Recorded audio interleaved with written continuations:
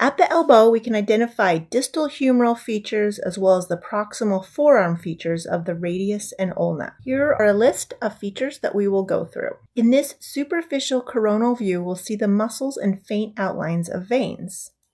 Biceps brachii and forearm muscles, brachioradialis on the lateral side and pronator teres on the medial side. The veins we see are cephalic on the lateral side, and we see just a small portion of the median cubital merging with the basilic on the medial side. Going deeper, we see the bony structures with the left side image one frame more superficial than the right side. On the left, we more clearly see the capitulum of the humerus as it articulates with the head of the radius. Medially, we see the trochlea of the humerus and the cornoid process of the ulna. We can see the olecranon fossa on the right.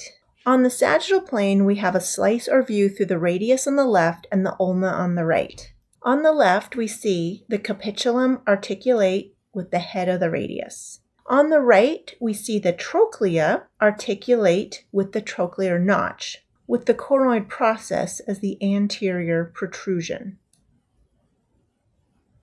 And finally, we have the olecranon process going into the olecranon fossa.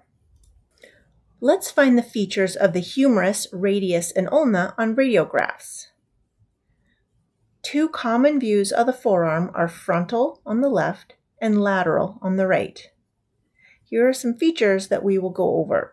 On this frontal radiograph, please pause right now and try to identify as many of these features as you can. Here, we see the features labeled. Notice on the distal radius and ulna that the radius is quite wide while the ulna is much smaller. We will return to this when we view the carpal bones. To finish the forearm, let's identify features from a lateral radiograph. The obvious features include the olecranon process of the ulna, the trochlear notch with the cornoid process, and the trochlea of the humerus it articulates with. Inside this is the smaller, more round capitulum. To find the radial head, you have to look through the cornoid process. Then we see the radial tuberosity where the biceps brachii attach. This teardrop shape is the medial epicondyle. Now distally, we can see the small ulnar styloid process. Distal radial fractures are the dominant fracture at the wrist. We see two examples of this commonly resulting from a fall on an outstretched hand. The Colles fracture occurs with dorsal angulation, while a Smith fracture occurs with a volar angulation. Both are extra-articular, meaning they are outside of the joint. Colles is on the dorsal surface and outside of the joint. Here we see an example of a Colles fracture on the two images on the right. A normal image for reference is shown on the left. On the normal image, see this smooth volar and dorsal surface? This is normal. Now look at the patient's image. See the fracture here? That's on the lateral view. On the far right AP view, you can see how it would be kind of hard to find that if you didn't know exactly what you were looking for. Now the dorsal angulation makes this a Colles fracture. Adding one more dorsal displacement fracture, the Barton fracture. This is classified differently than a Colles because of the intra-articular component. That means the extension of the fracture goes into the joint itself. In this example of a Barton's, a 30-year-old male fell on an outstretched hand. On the right image, you can see the fracture and the dorsal angulation. On the left, you can also see the fracture. Let's zoom in to see it more clearly. See the fracture extend all the way to the wrist? Additionally, he has a styloid process ulnar fracture. So this is like a Colles, except the fact that it goes all the way into the joint itself makes this a Barton's. For the Smith fracture, we have a volar displacement. In this example with the left hand, notice the smooth volar surface on the normal image. In the patient image on the right, there's a pronounced decrease in the angle on the volar side. This forward or volar angulation makes this a Smith fracture. Now we'll move on to the wrist. Here's a quick video walking you through the carpal bones from my favorite Instagram radiologist, known as The Radiologist.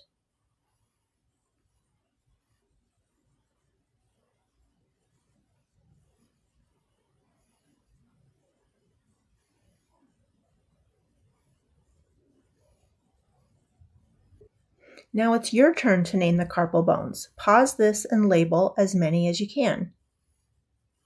Let's do it together. Let's start with finding the styloid process of the radius and ulna.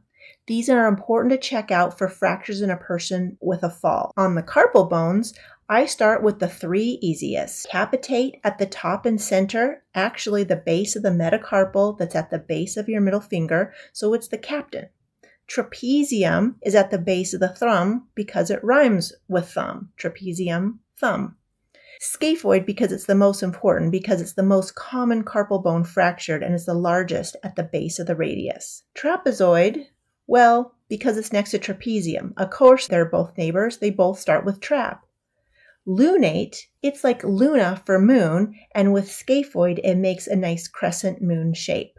Hamate, well, it's at the base of your pinky, which is your little piggy, borrowing from the children's nursery rhyme about toes, and ham is made from pigs. Therefore, hamate at the base of the metacarpal that goes to your pinky.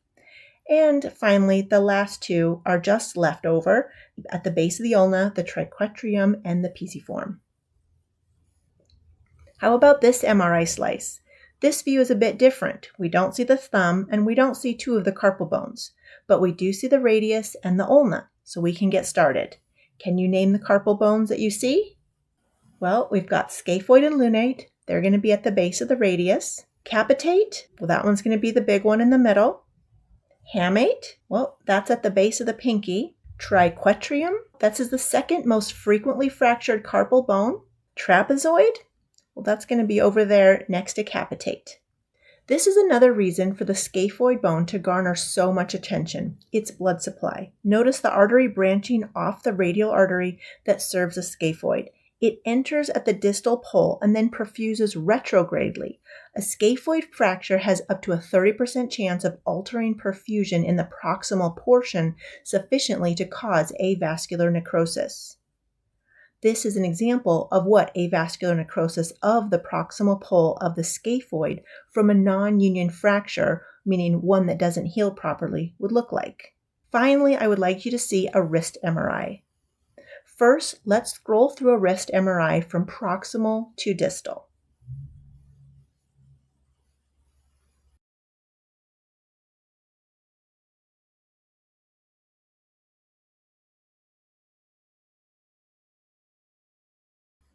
On this image, I want you to recognize the many different structures. Recall the rounded black structures are tendons. Notice the central cluster of structures beneath the carpal bones.